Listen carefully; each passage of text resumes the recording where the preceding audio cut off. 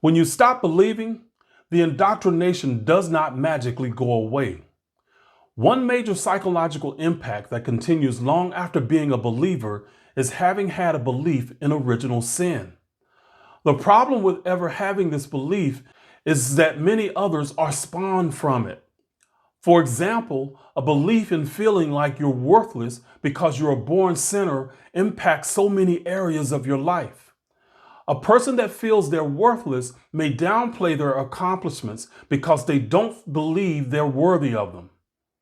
This is often due to negative core beliefs about themselves, such as, I'm not good enough, or I don't deserve to be successful. When trying to achieve something or make progress in life, this person will unconsciously diminish their own wins and successes in order to fulfill the false beliefs.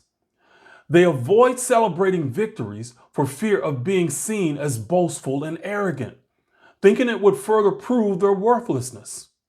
This is an unhealthy dynamic that can hinder potential growth and limit a person from achieving their greater success. When you become aware of how religious beliefs impact you psychologically, your mental health will improve. You are a god or goddess in training.